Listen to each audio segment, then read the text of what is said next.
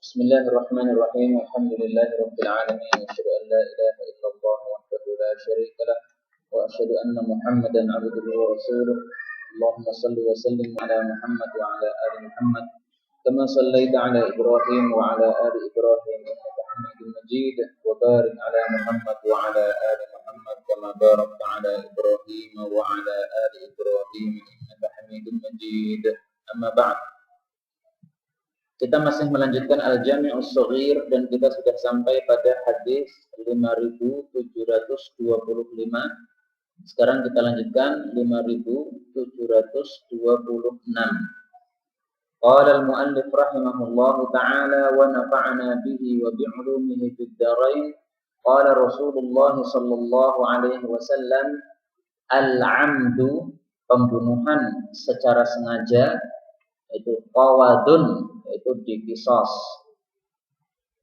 Wal khata'u, dan pembunuhan secara tidak sengaja, itu diyatun, itu ada diyatnya. Dan diyat itu adalah 100 ekor unta. Hadis ini diriwayatkan oleh At-Tabarani di dalam Al-Mu'jamul Kabir, derajatnya hasan. Jadi pembunuhan itu ada dua macam, pembunuhan sengaja dan tidak sengaja. Ini yang disebutkan di dalam Al-Quran. Allah Subhanahu wa ta'ala mengatakan di dalam Al-Quran, wa ma kana li mu'minin ay yaqtula mu'minan illa khata'a. Ini pada surat An-Nisa ayat yang ke-92. Khata'a, ini membunuh secara tidak sengaja. Kemudian ayat berikutnya Allah Subhanahu wa taala mengatakan wa may yaqtul mu'minan muta'ammidan, ini amdun, sengaja. Nah, karena ini ada sengaja ada tidak sengaja, maka hukumnya pun juga berbeda. Kalau sengaja maka hukumannya adalah qisas. Kecuali kalau keluarga korban memaafkan, sudahlah enggak usah diqisas, akan tetapi dibayar diat saja, boleh. Atau mungkin tidak membayar diat, tapi perdamaian sajalah. Kalau diat kan 100 unta itu kan mahal. Kira-kira Habib Rizik mengatakan sekitar 1 miliar itu kalau diuangkan. Nah, karena nggak punya duit 1 miliar, sudahlah diganti dengan 10 juta misalnya, atau 25 juta. Kalau rela, ya sudah, tidak ada masalah. Itu kalau amdan. Ya. Tapi kalau khata'an, membunuh secara tidak sengaja, ini nggak boleh diqisas. Misalnya, ada orang nabrak orang, ya. Kemudian yang ditabrak ini mati. Nah, ini membunuh secara tidak sengaja. Atau misalnya manah, sebenarnya yang dipanah itu adalah burung, tapi ternyata panah itu jatuh mengenai kepala orang, mati. Nah, ini berarti tidak sengaja. Atau dia sengaja memanah seseorang, ya. Tapi dalam hati dia itu perasaannya itu bukan manusia, itu adalah hewan. Ya. Ternyata dipanah kena apa? Manusia. Dia nggak tahu kalau hitam-hitam itu adalah manusia, dikira adalah hewan. Nah, itu berarti semuanya adalah khata'an secara tidak sengaja. Atau juga secara tidak sengaja itu memukul orang dengan tongkat. Biasanya dengan tongkat ini nggak mati, tapi ternyata dia mati. Ini berarti apa? Berarti juga tidak sengaja. Cuman para ulama mengatakan kalau membunuh seseorang dengan tongkat dan sejenisnya itu namanya bukan sengaja juga bukan tidak sengaja, tapi tengah-tengah antara keduanya. Tengah-tengah antara keduanya ini disebut sebagai syibhul amdi, menyerupai kesengajaan. Jadi sengaja melukai seseorang dengan benda yang biasanya tidak menyebabkan mati.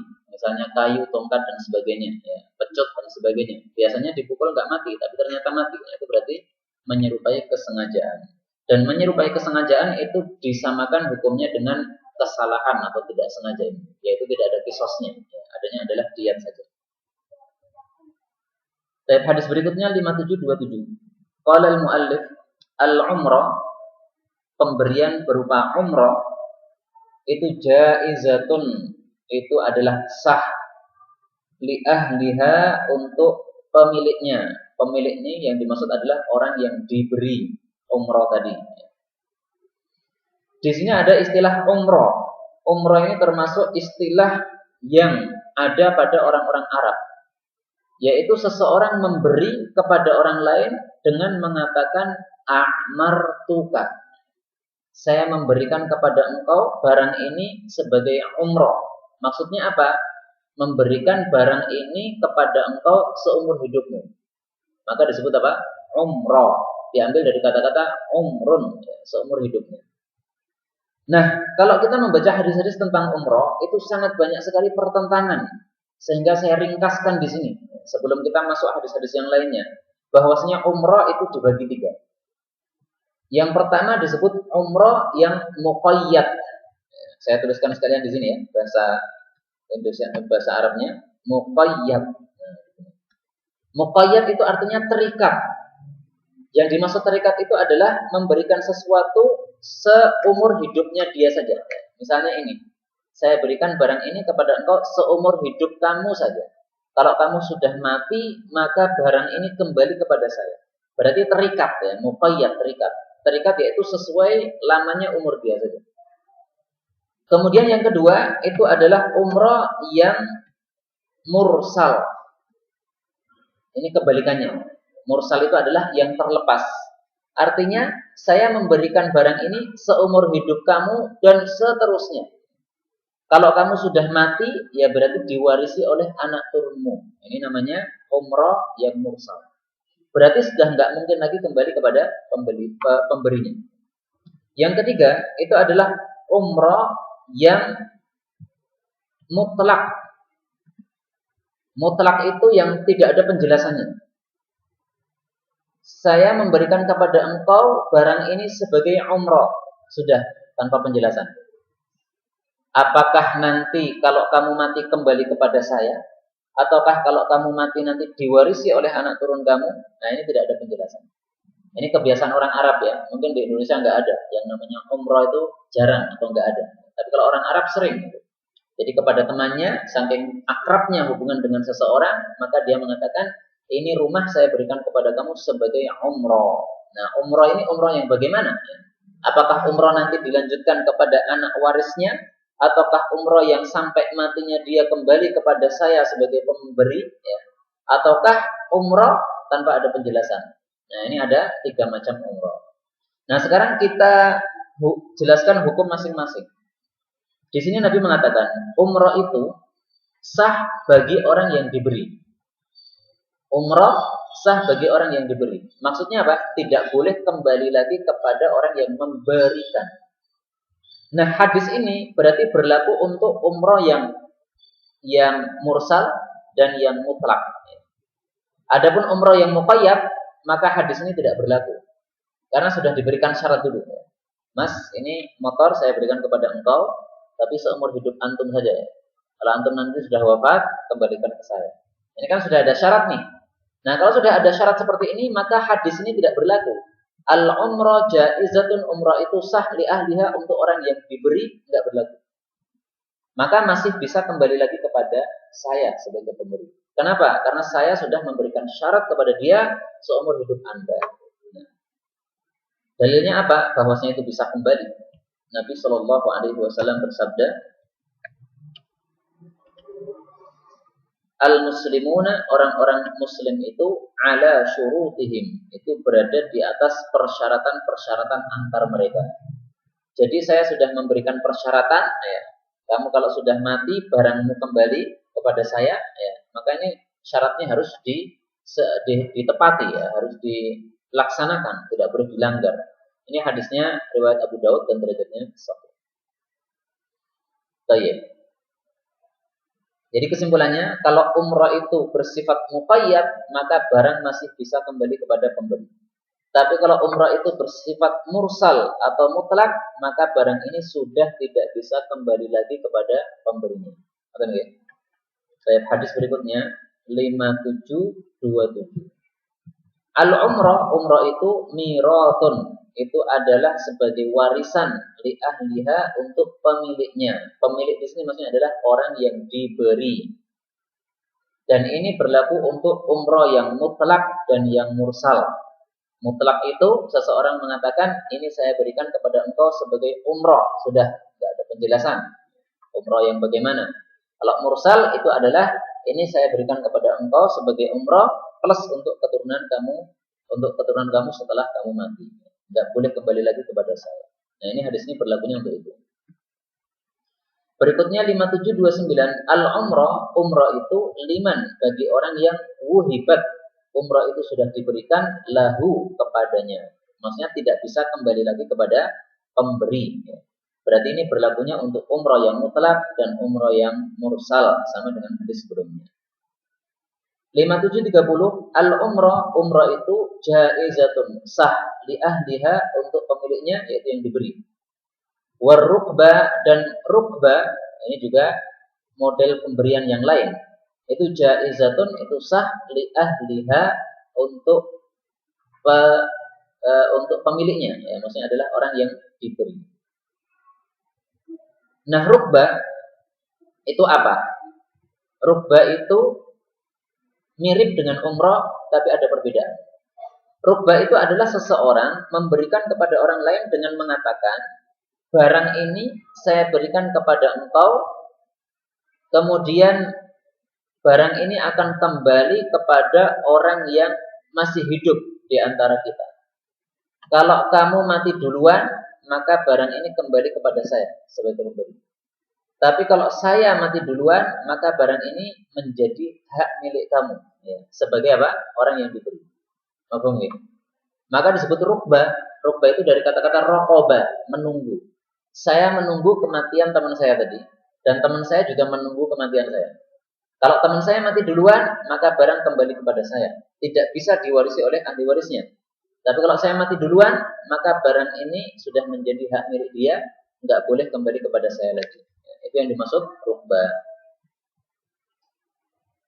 Maka ada kemiripan dan ada perbedaan.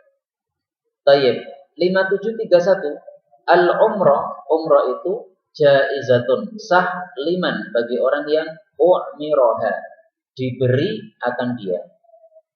Warrukba, dan rukba itu jaizatun, sah liman, bagi orang yang urqibaha, diberi akan dia.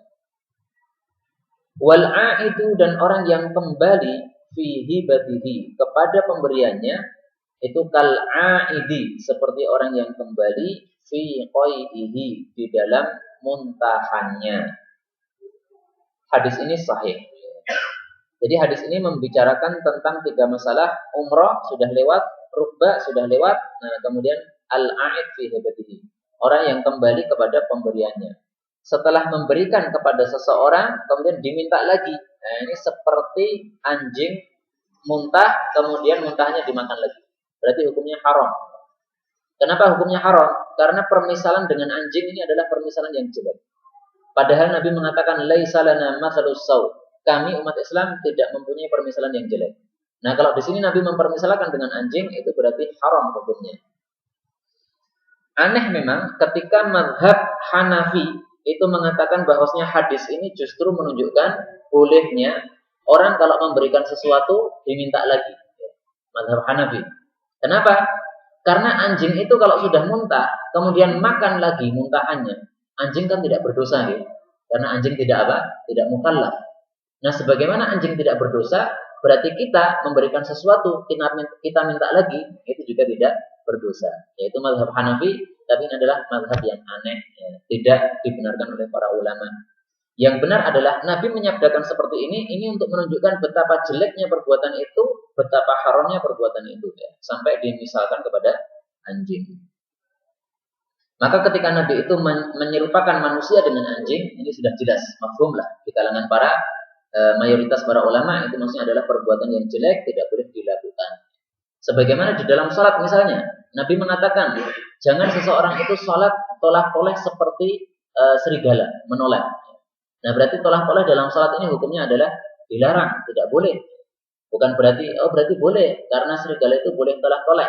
Serigala kalau tolak-toleh itu tidak berdosa. Salah pemahaman seperti ini. Wallahu a'lam bishawab. Baik, hadis berikutnya 5732. Al-umrah war-rukbah itu sabiluhuma, jalan keduanya itu sabilul mirath, jalannya warisan.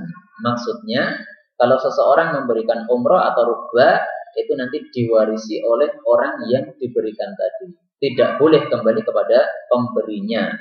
Kecuali satu tadi, ya, umrah yang bersifat apa? Muqayyad.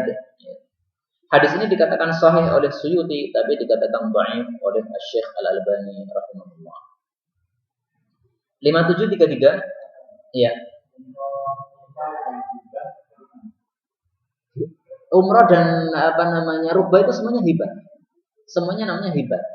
Cuma hibah itu kan macam-macam ya. Ada hibah berupa umroh, ada hibah berupa rubah, ada hibah berupa hibah murni. Sehingga tidak disebut umroh karena tidak ada kata-kata umroh dalam mengucapkannya. Maka kata-kata hibah itu mencakup segala pemberian. Termasuk hadiah, itu termasuk hibah. Jelas? Umroh yang mursal, yang tidak ada penjelasannya, itu tidak bisa kembali. Itu hukumnya sama dengan umroh yang mutlak. Jelas? Oke. Ya.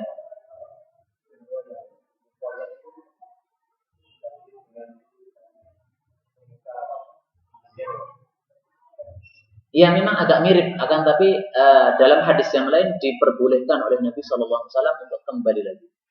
Seingat saya dalam Sahih Muslim, ya, Jabir atau siapa salah satu sahabat Nabi mengatakan bahwasanya yang disebut oleh Nabi tidak boleh kembali itu tadi ya, yang mursal atau yang mutlak.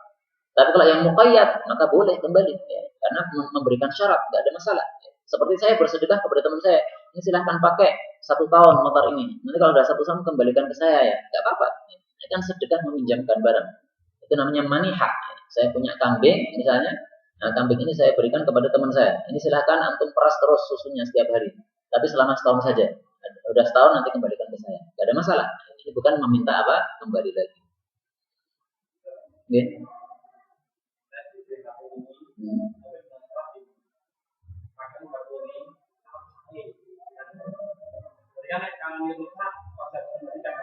Nah, kata-kata sa'rusae itu maksudnya apa?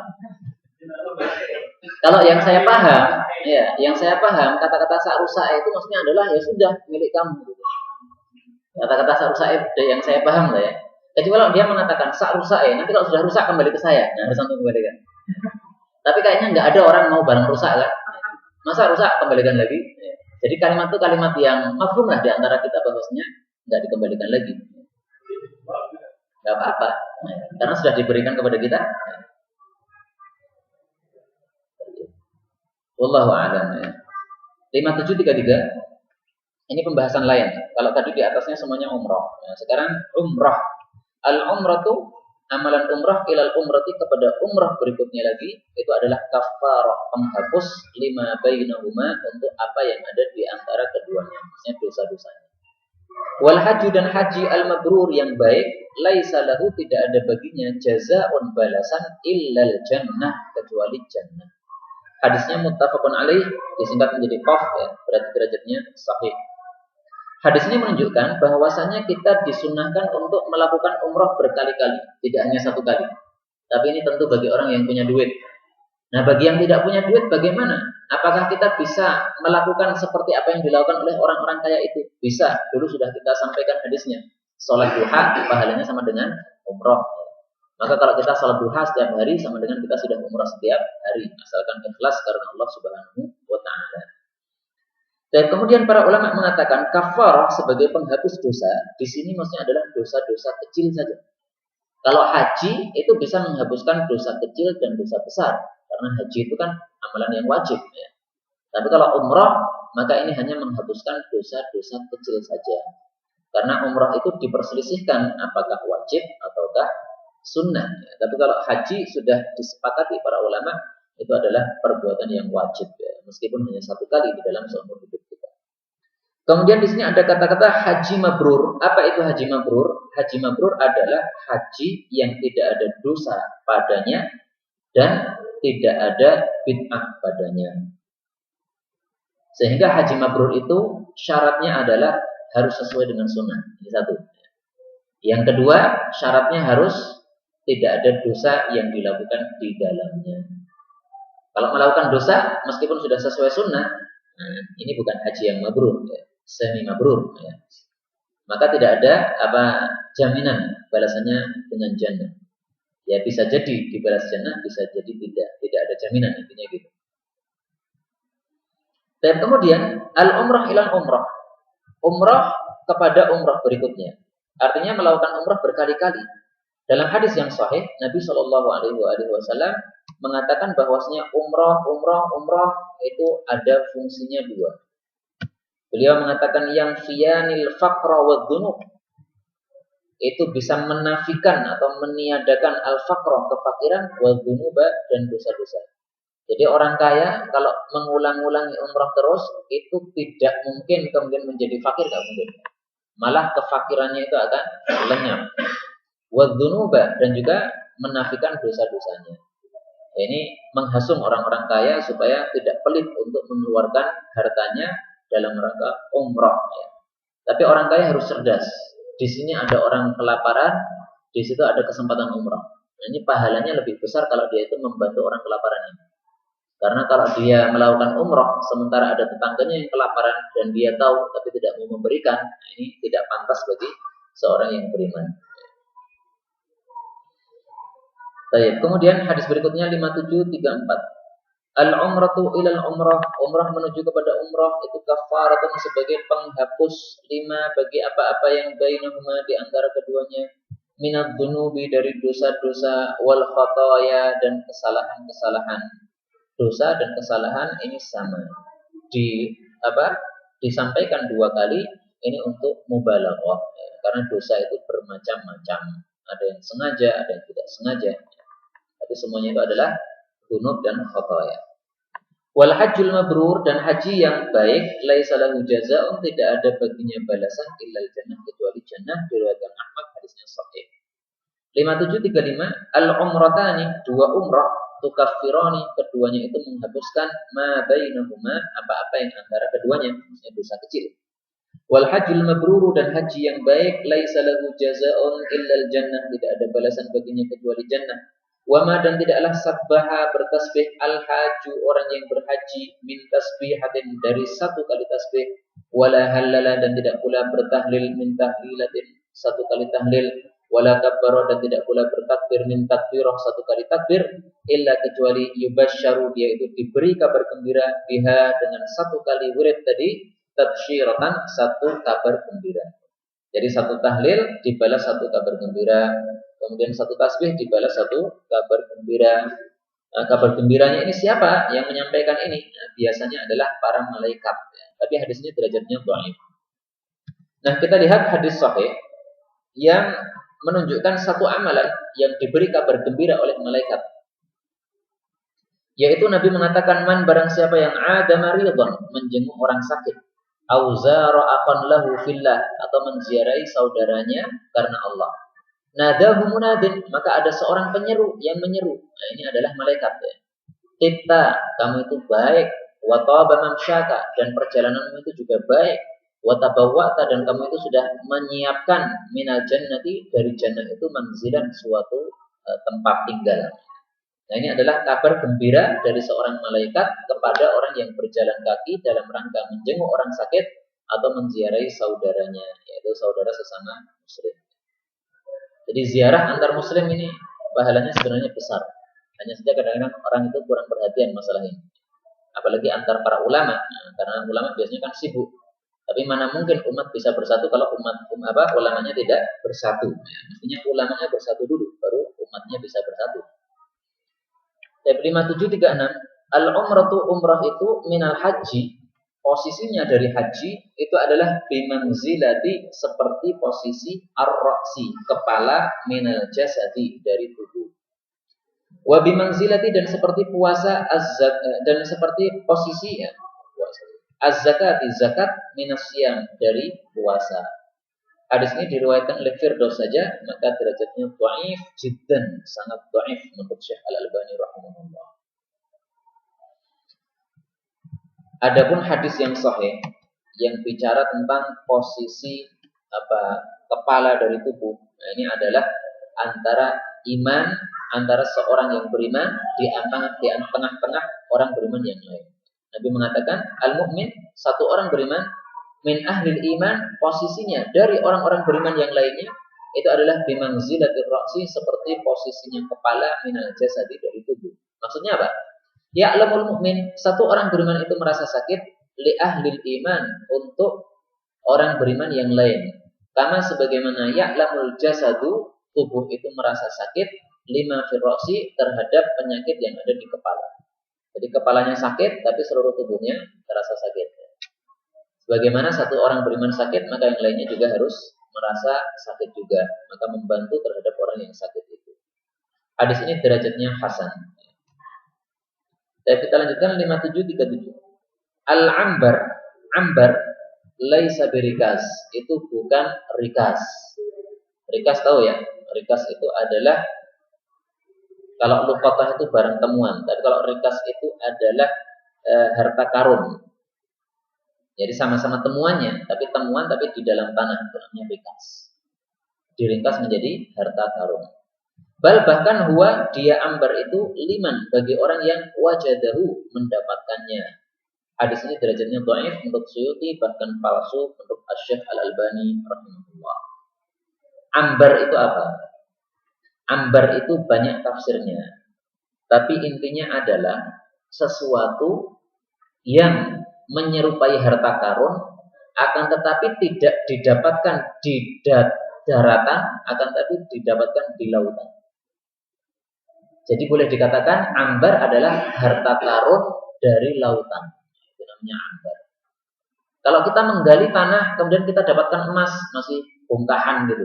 Ini namanya berarti rikas, karena harta karun yang ada di dataran. Tapi kalau kita menemukannya di dalam laut, nah ini namanya ambar. Dan ambar itu tidak harus berupa barang kayak emas itu. Ikan yang sangat gede ya, dilemparkan oleh laut dalam keadaan sudah mati. Siapa yang berhak mendapatkan ikan ini? Maka dalam hadis ini dikatakan liman wajadahu, siapapun yang mendapatkan. Dan itu bukan rikas sehingga tidak perlu dizakati. Kita dapat ikan paus gede sekali ya. Yang ikan paus ini kalau dijual bisa senilai misalnya 50 juta. 50 juta ini kan sudah mencapai nisab. Nah, maka meskipun sudah mencapai nisab, akan tapi karena ini merupakan ambar, maka di situ laisa birikas, bukan rikas, berarti tidak ada zakatnya. Meskipun hadis ini dhaif ya, akan tapi memang dalam kitab-kitab fikih bahwasanya rikas yang harus dizakati seperlimanya itu berlaku untuk barang-barang yang ada di dataran. Tapi kalau dari lautan maka tidak. Buktinya pernah sahabat Nabi Shallallahu Alaihi Wasallam dalam perjalanan perang itu mendapatkan ikan yang sangat gede sekali, sehingga satu lubang matanya ikan ini bisa diduduki oleh beberapa sahabat Nabi. Saking gedenya ikan itu. Nah, ini kalau dinilaikan rupiah kan besar sekali ini. Ya. Mungkin juga mencapai nisab juga, tapi itu nggak ada zakatnya. Udah makan habis semuanya nggak ada masalah, tidak harus dizakati seperlimanya. Baik.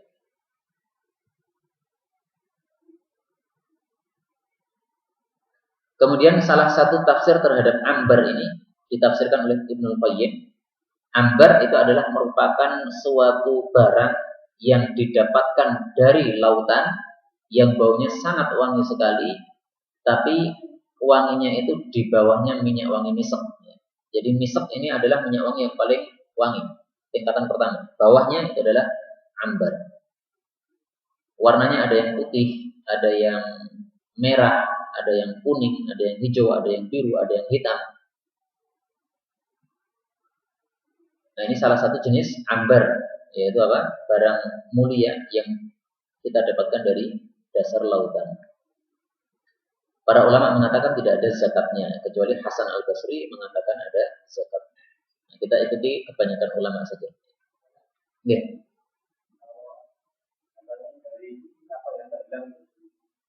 Dari kapal yang tenggelam.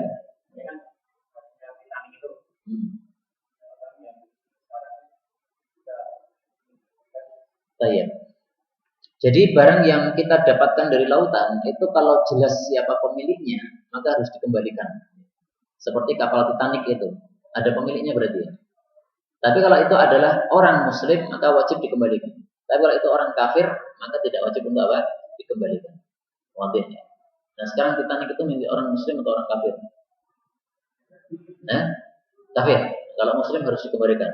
Seperti misalnya kita menggali tanah ya. Kemudian di situ ada emas, tapi emasnya itu ada tulisannya. Ini milik Fulan bin Fulan bin Fulan. Orangnya sudah mati, tapi keturunannya masih ada. Kembalikan kepada keturunannya. Karena ini muslim. Tapi kalau ini tidak ada tulisannya, atau itu ada tulisannya, ini adalah peninggalan dari orang-orang Romawi, orang-orang kafir ya. Nah, itu berarti boleh kita ambil. Maka dikatakan sebagai dafnul jahiliyah, nama lain dari rikas itu. Peninggalan orang-orang jahiliyah. Kalau peninggalan orang muslim tidak bisa disebut rikas ini ya, harus kembalikan kepada pemiliknya. Sebagaimana kalau kita menemukan rokokah, ya, ada namanya, harus dikembalikan itu. Jangan dimiliki sendiri. Rokokah itu diiklankan ketika kita tidak mengetahui siapa pemiliknya. Kalau jelas dompet ada KTP-nya, oh udah wajib kembalikan kepada pemiliknya. Yang apa? Yang peninggalan tadi itu.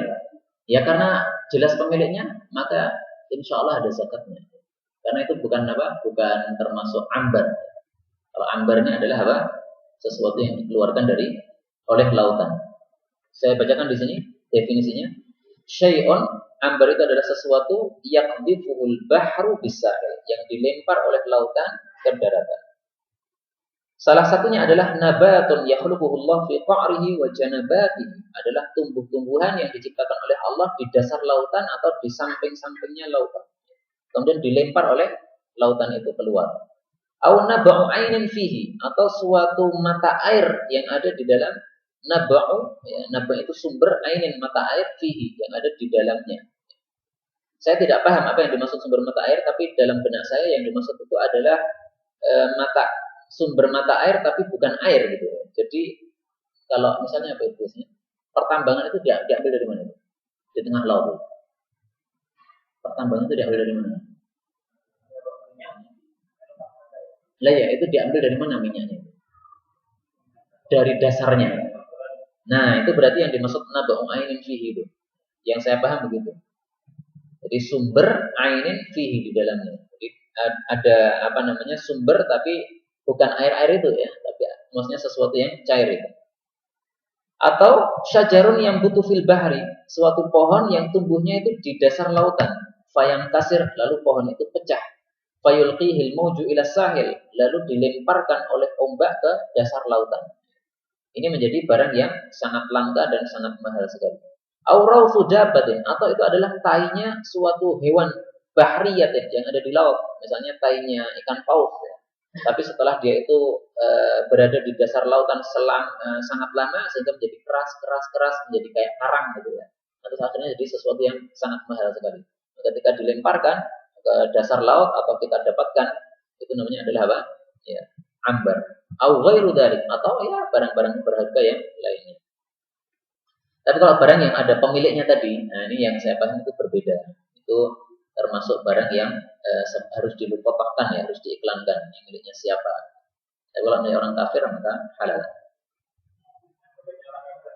Apa? Orang kafir itu kan dibagi dua. Ada yang kafir yang harbi, ada yang kafir yang mu'ahad, dhimmi, musta'man. Kalau kafir harbi maka hartanya halal. Tapi kalau kafir itu musta'man dan mu'ahad dan dhimmi maka hartanya tidak halal, harus dikembalikan. Gak bisa membedakan? Masa? Bisa lah. Kalau Obama itu hak harbi. Kalau hartanya Obama kita temukan di jalan, gak usah dikembalikan. Di Indonesia, yang saya paham bukan kafir harbi. Wallahu a'lam bishawab. Yang saya paham bukan kafir harbi, karena mereka tidak memerangi kita. Masa tetangga kita kafir harbi? Kalau tetangga kita kafir harbi, hartanya boleh kita ambil ya. Dia jualan soto, udah kita makan di situ nggak usah bayar. Karena harbi. Itu kalau harbi loh ya. Tapi kan dolim kita seperti itu, tidak boleh. Mereka bukan harbi, tetangga kita baik-baik saja, nggak ada masalah dengan kita. Maka kalau kita menemukan dompet ada salibnya, akan tapi kita tahu bahwasanya orang Indonesia itu memang kafirnya tidak memerangi kita, kembalikan. Jangan disimpan, tapi dikembalikan. Pernah ada salah satu teman saya juga mendapatkan seperti itu. Kemudian tanya kepada salah satu kiai, maka kiai itu ketika ditanya, beliau ambil nafas. Akan berfatwa itu berhati-hati, ambil nafas, kemudian mengatakan Bismillah, walhamdulillah, wassalatu wassalamu ala rasulillah. Kamu harus menjaga izzah dirimu. Maka itu harta orang kafir, kamu jangan melirik kepada harta mereka, kembalikan kepada pemiliknya itu. Artinya dihubungi si orang kafir tadi, diberikan. Dan memberikan, kata kiai tadi, kalau dia nanti memberikan hadiah kepada kamu, kamu menerima nggak apa-apa. Tapi jangan mengatakan terima kasih. Tampakkan kamu itu yang berjasa, itu harta dia hilang banyak sekali, ya, kamu berikan, itu kamu yang berjasa, bukan dia yang berjasa. Dia yang berterima kasih, bukan kamu yang berterima kasih. Ya. Dan jangan meminta, ya, saya sudah memberikan kepadamu, maka saya minta bagian, jangan. Dan ternyata waktu itu sekitar 10 juta ya, yang ditemukan di dalam dompetnya itu. Nah kemudian setelah dikembalikan dikasih juga berapa persen saya nggak tahu, tapi ala kulli hal kata dia saya tidak berterima kasih, ya saya langsung menyerahkan aja pulang.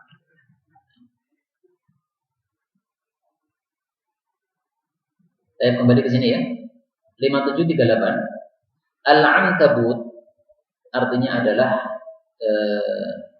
laba-laba. Itu syaitan, itu adalah merupakan setan.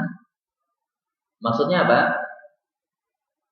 Setan itu diubah bentuknya menjadi ankabut, menjadi laba-laba. Maksudnya gitu.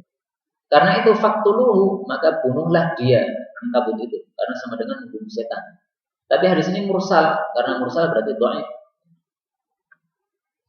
Nah, masalah laba-laba, ini ada hadis yang menjelekkan laba-laba, tapi juga ada hadis yang malah memuji laba-laba.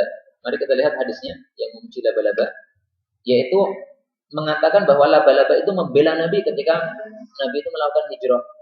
Nabi mengatakan jazallahu al-ankabut, katanya. Katanya Nabi mengatakan jazallahu, Allah itu mudah-mudahan membalas al-ankabut si laba-laba. Anna khairan, membalas kebaikan dari kami. Fa'innaha, karena sesungguhnya laba-laba itu nasajat telah membuat rumahnya itu namanya apa? Sarangnya ya. Telah membuat sarangnya itu alayya, untuk melindungi saya fil ghari, pada gua ya, pada gua, yaitu gua Thur. Jadi Nabi ketika berada di gua Thur itu kemudian kan dicari-cari orang kafir. Nah, kemudian di situ ada laba-laba yang membuat sarangnya di situ. Sehingga orang kafir mengatakan, nah nggak mungkin Muhammad masuk di sini. Karena kalau masuk di sini pasti laba-laba ini sarangnya pasti sudah rusak. Sarangnya masih utuh.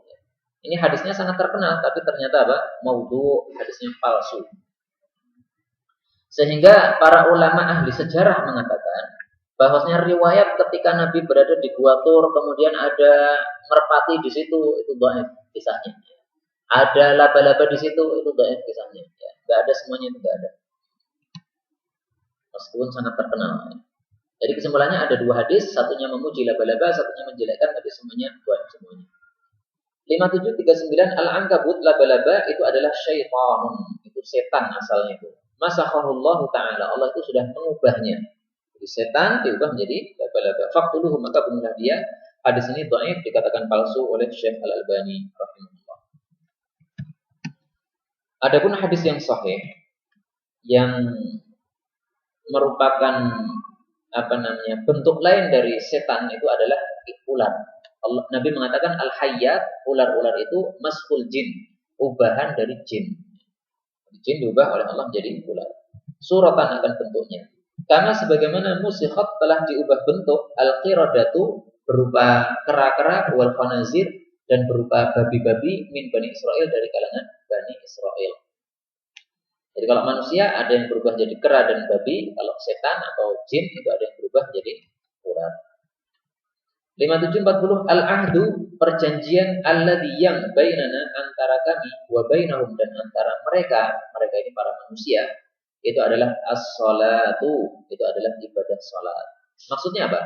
Faman tarakaha, barang siapa yang meninggalkan salat itu, faqad kafara, maka sungguh dia itu sudah kafir. Maksud hadis ini apa? Maksud hadis ini sebagaimana dijelaskan oleh Nabi Shallallahu Alaihi Wasallam dengan kalimat yang lebih jelas di dalam riwayat Al Imam At-Tirmidzi. Nabi mengatakan bainal kufri wal iman, pemisah antara kafir dan iman itu adalah tarkus salat, meninggalkan salat. Jadi kalau orang melakukan salat berarti mukmin, kalau orang meninggalkan salat berarti kafir. Nah, kemudian kata-kata meninggalkan salat ini maksudnya apa? Ada perbedaan pendapat di antara para ulama. Ada yang mengatakan meninggalkan sholat satu kali saja itu sudah apa? Kafir. Ada yang mengatakan bahwasanya meninggalkan sholat itu maksudnya tidak melakukan sholat. Tapi kalau datnya itu bukan meninggalkan. Itu namanya orang yang malas sholat. Kadang sholat, kadang tidak. Ada juga yang SMS ke saya, Afwan Ustaz, kalau subuh itu saya memang belum sholat. Tapi kalau yang lain-lainnya saya sudah sholat, alhamdulillah. Ya saya tanya, lah kenapa subuh kok nggak sholat? Karena saya ini nggak bisa bangun. Saya nasihati, kalau nggak bisa bangun, maka caranya pas bangun langsung sholat. Kemudian hari-hari berikutnya tak nasihati ya, sholat subuh wajib. Insya Allah saat orangnya kayaknya baik gitu ya, dinasihati mau gitu. Nah, itu berarti bukan orang yang meninggalkan sholat ya, tapi orang yang malas sholat, belum sadar bagaimana kewajiban sholat di waktu itu. Itu berarti nggak kafir dia, ya. Tapi apa? Hanya orang fasik saja. Kemudian tarikus sholat atau orang yang meninggalkan sholat, ini memang para ulama berbeda pendapat tentang hukumnya. Ada dua pendapat. Pendapat pertama mengatakan orang yang meninggalkan sholat itu hukumnya kafir secara mutlak, tidak usah ditanya kenapa dia meninggalkan sholat. Pendapat yang kedua mengatakan orang yang meninggalkan sholat ini dibagi dua. Kalau dia meninggalkan sholat karena mengingkari kewajiban sholat, ini yang kafir. Tapi kalau meninggalkannya karena dia itu malas saja, jadi dia mengatakan sebenarnya saya tahu orang muslim itu wajib sholat, tapi saya malas sebenarnya. Sholat melangkahkan kaki itu malas. Tapi saya tahu kalau sholat itu wajib. Buktinya saya setiap tahun masih sholat Idul Fitri Idul Adha. Nah orang kayak gini ini bukan kafir, tapi apa? Fasik saja. Menurut pendapat yang kedua lah ya. Kalau pendapat pertama itu yang dianut oleh Syekh Utsaimin, pendapat yang kedua itu dianut oleh Syekh Al-Albani rahimahullah. Masing-masing punya hujah yang sangat kuat sekali dan masing-masing itu hujahnya panjang-panjang, artinya hadisnya sangat banyak menguatkan pendapat ini pendapat itu, sehingga dalam masalah ini tidak usah kita detailkan ya karena akan lama sekali. Tapi yang jelas Syekh Albani mempunyai dalil ketika mengatakan bahwasanya dia tidak kafir, hanya fasik. Tapi Syekh Utsaimin juga mempunyai dalil yang mengatakan bahwa dia sudah kafir. 5741 Al-iyafatu, mengusir burung atau menggusah burung ya bahasa Jawanya. Wattiyaratu, dan mengundi nasib. Watturku, dan menggaris pada tanah. Itu semuanya adalah minal jibti, termasuk sihir. Maksudnya termasuk tingkahnya para tukang sihir. Hadis ini diriwayatkan oleh Abu Dawud, dikatakan sahih oleh Syekh Al-Albani, tapi dikatakan dhaif, oleh Suyuti, tapi dikatakan dhaif oleh Syekh Al-Albani. Meskipun hadis ini dhaif, akan tapi jelas bahwasanya perbuatan tiga ini semuanya tingkahnya orang-orang jahiliyah. Baik itu iyafah maupun tiarah maupun turah. Iyafah itu menghardik burung. Artinya kalau ada burung singgah di rumah kita kemudian dihardik. Kenapa? Karena menganggap bahwasanya adanya burung di depan rumah kita ini ada kalanya menunjukkan kesialan atau ada kalanya menunjukkan keuntungannya. Artinya kalau burung tertentu, ini berarti sial. Tapi kalau burung tertentu, ini berarti akan untung. Nah sehingga kalau burungnya itu burung yang dianggap sial, maka diusir burung itu. Nah ini adalah iyafah. Kalau tiarah itu mengundi nasib dan biasanya adalah dengan burung, tapi tidak harus dengan burung ya, dengan tokek, dengan apapun, pokoknya mengundi nasib itu adalah tiarah. Misalnya kalau tokeknya itu berbunyi satu kali, berarti kita insya Allah safarnya itu nanti akan berkah. Maka dihitung ya, tokek, oh berarti safar. Kalau tokek, terus bunyi lagi tokek, nggak usah safar, nanti tabrakan nanti. Pokoknya kalau ganjil maka safar, tapi kalau bunyinya itu genap maka jangan safar. Nah ini sepertinya adalah tiarah, mengundi nasib.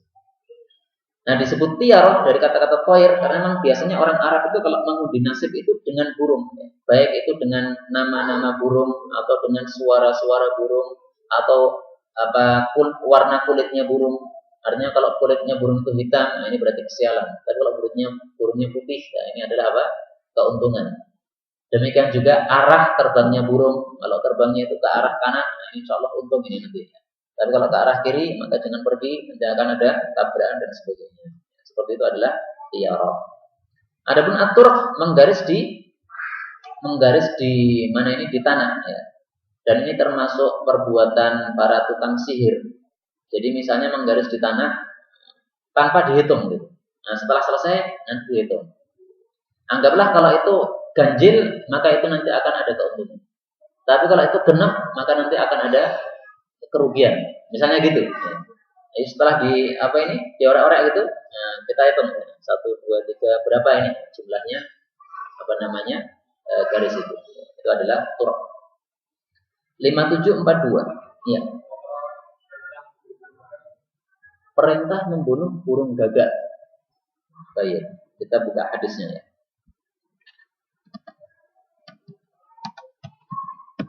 Kata kuncinya adalah al-ghurab karena ghurab itu adalah burung gagak. Khamsun ada 5 hewan minat dawab termasuk dawab kulluhunna fasik, semuanya itu adalah hewan yang fasik, maksudnya yang banyak kerusakannya atau banyak merusaknya. Yuqtalna fil haram, yang mereka itu dibunuh meskipun di tanah haram atau pada saat keadaan ihram. Pertama adalah al-ghurab, burung gagak, wal hidah, burung elang, wal aqrab dan kalajengking, wal fa'rah dan tikus, wal kalbul aqur dan anjing yang galak. Ini hadis muttafaqun alaihi sehingga derajatnya sahih. Nah, di sini Nabi cuma menyuruh untuk membunuh saja, tidak berkaitan dengan masalah nasib tadi. Sehingga kalau kita melihat gagak bukan berarti wah ini menunjukkan kerugian kita, bunuh aja biar nggak rugi, bukan gitu. Pokoknya ini adalah termasuk hewan yang jelek, sehingga supaya kita tidak mendapatkan kejelekannya, maka bunuhlah sebelum dia melakukan kejelekan kepada kita. Apa?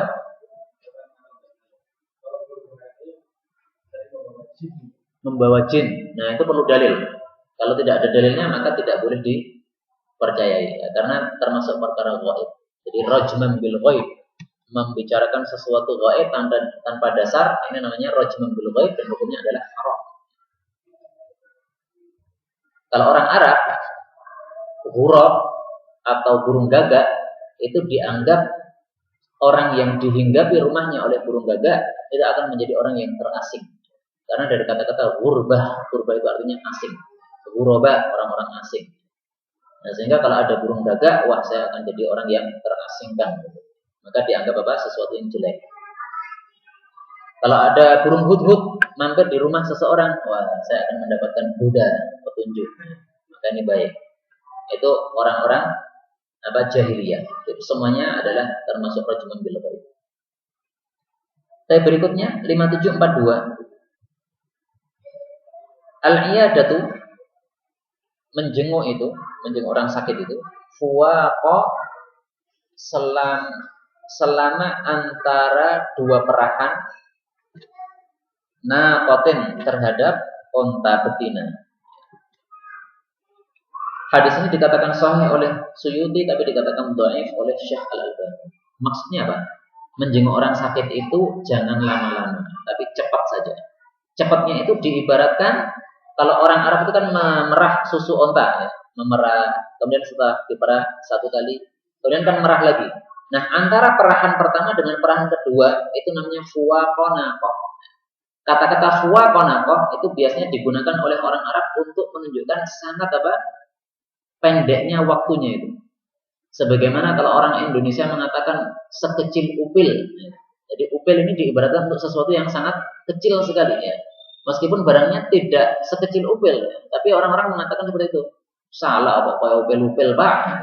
Itu menunjukkan sangat kecilnya. Demikian juga di sini, fuwaqanaqah gitu, ya, untuk menunjukkan cepatnya.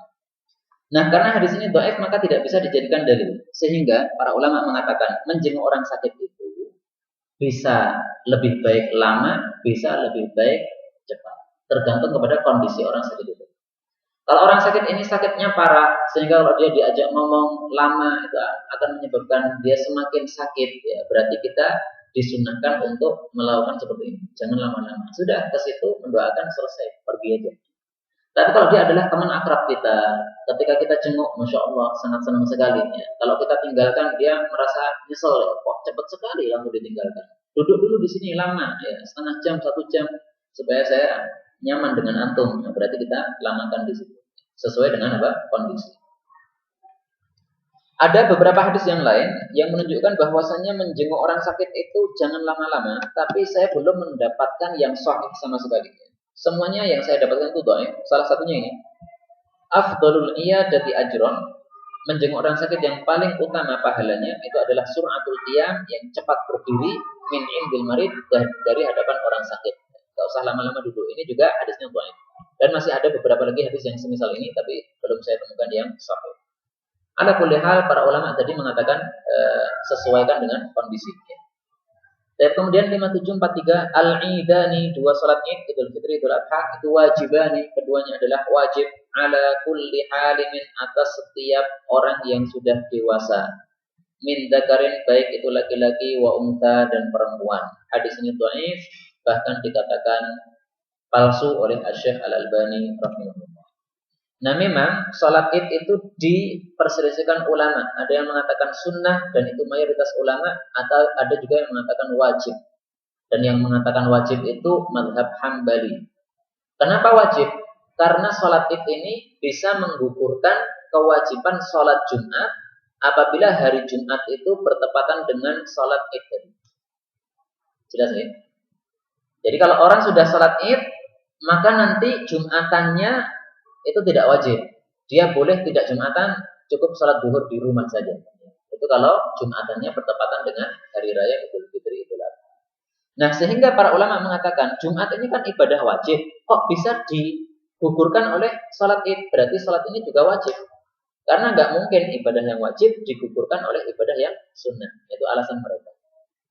Nah, sekarang kita lihat hadis Nabi SAW yang tampaknya menunjukkan memang salat Id itu wajib. Beliau mengatakan wajib hukumnya al-furuj, untuk keluar menuju ke tempat salat Id. Ala kulli, atas setiap dzatini taqin, perempuan, fil idaini, di dalam salat Id. Jadi perempuan baik yang haid maupun tidak haid itu wajib untuk keluar menuju tempat salat Id. Tapi yang haid itu nanti tidak boleh salat, tapi yang tidak haid berarti dia wajib untuk salat. Kalau wajib keluar berarti wajib untuk salat ya. Karena ngapain keluar saja tidak untuk salat, gitu kan? Nah, ini salah satu dalil bahwasanya salat Id itu adalah hukumnya wajib, tidak sunnah. Wallahu a'lam bishawab. 5744 al-ainu, mata itu hakun, adalah benar adanya. Benar adanya. Maksudnya apa? Mata yang mempunyai kekuatan sehingga menyebabkan yang dilihat itu akan mendapatkan madarat, itu benar-benar ada. Dan mata yang menyebabkan madarat ini ada dua macam. Pertama adalah mata yang ta'jub, yang kedua adalah mata yang hasad, yang dengki. Ada orang melihat tetangganya naik mobil, matanya dengki, maka mobil itu bisa rusak, macet. Ada orang melihat mobil sangat mewah sekali, sehingga dia takjub. Nah, tapi karena dia takjubnya tidak menyebut nama Allah, tidak ingat kepada Allah, maka mobil yang ditakjubi itu bisa macet. Ini adalah apa? Al-ainu haqqun. Nah, ini matanya siapa seperti ini? Tidak semua orang memiliki mata seperti ini. Ada beberapa orang saja yang matanya mempunyai kekuatan seperti itu. Sehingga kalau dia takjub terhadap sesuatu, maka yang dilihat itu bisa rusak. Nah, supaya tidak rusak bagaimana? Nabi menyuruh kita untuk berzikir, mengucapkan subhanallah, tabarakallah. Maka insya Allah tidak ada masalah. Sehingga karena itu kalau ada orang yang melihat anak kita, ya, kemudian mengatakan gantengi, nah diingatkan, ya, subhanallah. Jangan apa? Cuma gantengi saja, karena itu kalau takjub dan ngepasi orang yang punya kekuatan mata itu tadi, maka anak kita bisa sakit. Ada salah satu sahabat, dia mandi sehingga dia telanjang kan. Waktu itu kan biasanya mandi itu hanya diberi sitir yang kecil saja ya, sehingga auratnya ketutupan, akan tapi tubuhnya bagian atas itu kelihatan dari luar. Nah, ketika dia telanjang dada gitu, kemudian ada sahabat yang lain yang melihat itu, kemudian dia takjub, putihnya mengalahkan semua cewek. Gitu. Sahabat yang lain mengatakan gitu. Nah, maka orang yang mandi ini langsung lemes, jatuh di tempat ini, tempat mandinya tadi. Nah, inilah yang disebut sebagai al-ainu haqqun. Saya tambah satu hadis lagi ya, 5745. Al-ainu, mata itu hakun, benar adanya. Tastangzil, bisa menurunkan atau meruntuhkan al-haliqa, gunung yang tinggi. Maksudnya kalau ada seseorang yang mempunyai ain ini, yang sangat kuat ini, maka meskipun sesuatu yang sangat kokoh itu bisa rusak, bisa runtuh dan rontok gara-gara dilihat oleh orang yang memiliki ain ini, dan dia melihatnya takjub tanpa berzikir atau melihatnya dalam keadaan hasad sehingga setan masuk di situ. Ada kejadian di Saudi, ini diceritakan oleh teman saya. Ya, teman saya pernah belajar di luar negeri sana. Dia mengatakan ada seorang anak kecil melihat AC. Ya. Anak kecil ini heran gitu, AC kok bisa bergerak-gerak sendiri gitu. Karena dilihat maka AC langsung rontok, langsung mati, kemudian dia jatuh. Padahal nggak diapa-apain, ya. Bisa rontok dari temboknya itu. Wallahu a'lam bishawab. Subhanallah rabbana wa bihamdihi, asyhadu an la ilaha